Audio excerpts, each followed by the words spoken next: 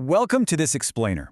Today we're diving headfirst into the incredibly dramatic, awe-inspiring origin of the Ten Commandments, right at the burning mountain of Horeb. This is absolutely a foundational text in human history, and we are going to break down exactly how this monumental event unfolds in the source material. We'll be looking at the laws themselves, the mind-blowing setting they were delivered in, and the fascinating psychological reaction of the people who actually stood there and witnessed the whole shebang. So let's plunge right into the intense sensory experience the text describes. Just picture this for a second. A booming voice speaks directly to the Israelites out of the roaring flames. We are not talking about some quiet, serene meditation here. It is thick darkness, a mountain literally on fire, and a voice speaking, as the text explicitly says, face to face. It's an overwhelming, visceral encounter, and it's clearly meant to leave an absolute, indelible mark on the audience. All right, Section 1, the setup, a mountain on fire. Before we get into the famous rules themselves, we really need to set the scene and understand what was happening at this terrifying mountain. Moses makes it crystal clear what kind of agreement we're dealing with here. It's a covenant. But the absolutely crucial detail is that Moses emphasizes this wasn't just some old, abstract promise made to their ancestors long ago. No, he tells the people that the Lord made this covenant with us, even us, who are all of us here alive this day.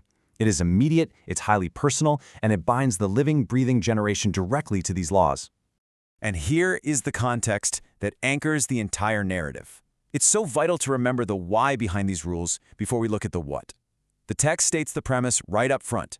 God brought the Israelites out of the land of Egypt from the house of bondage. So, these laws are being established by a liberator specifically for a newly freed people.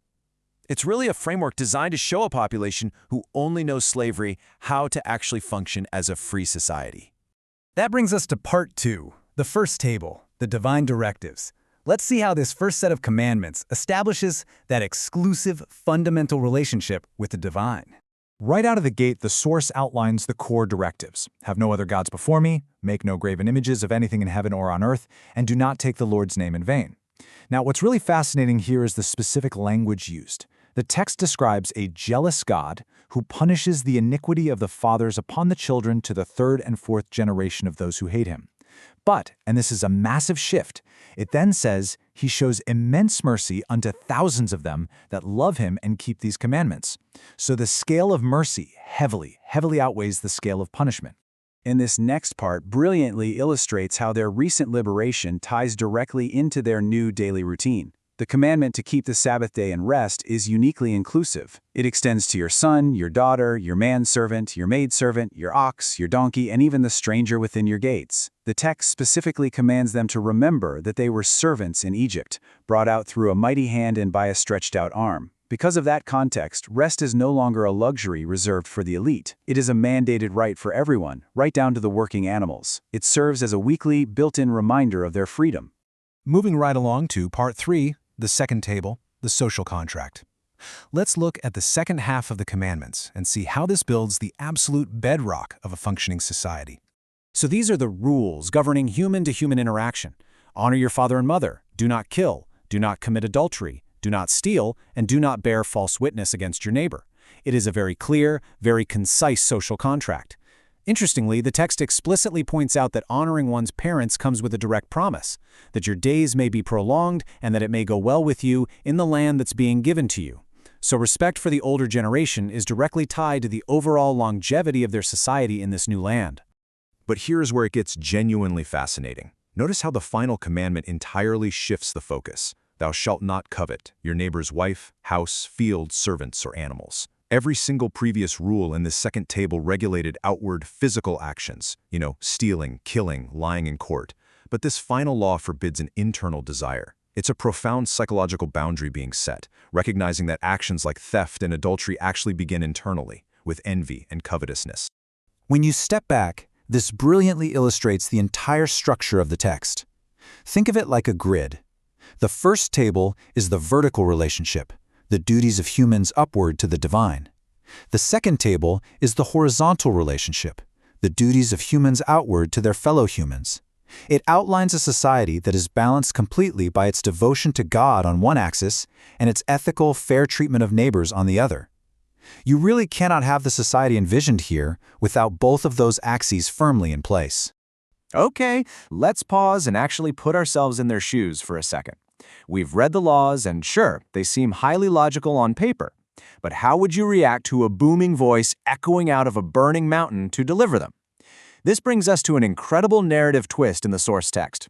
After hearing these words from the thick darkness and the great fire, the people aren't just standing there taking notes, they are absolutely terrified.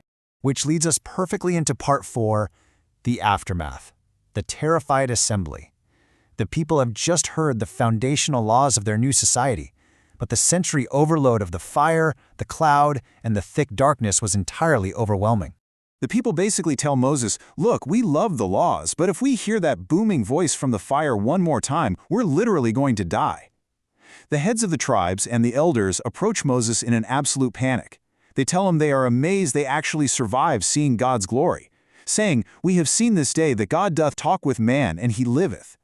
But even though they survived it once, they are utterly convinced they will not live through another direct encounter. This great fire will consume us, they say. To them, the sheer proximity to the divine is just too much for human flesh to handle. So they propose a very practical solution. Desperate for a mediator, the assembly makes an impassioned plea.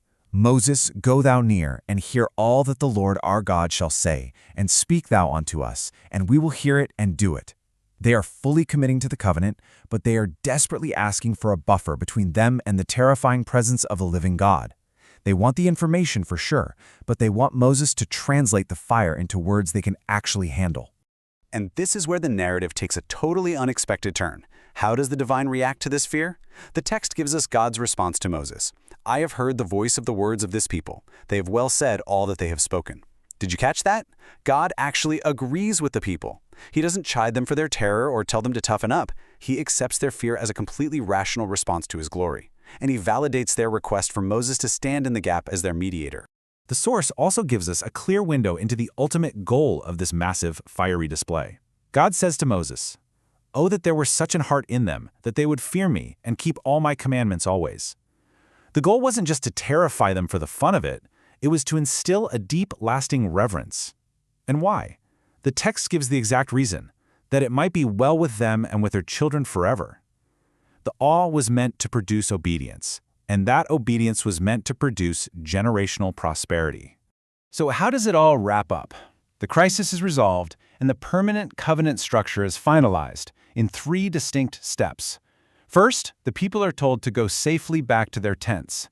Second, Moses is instructed to stand by God to receive the rest of the commandments, statutes, and judgments.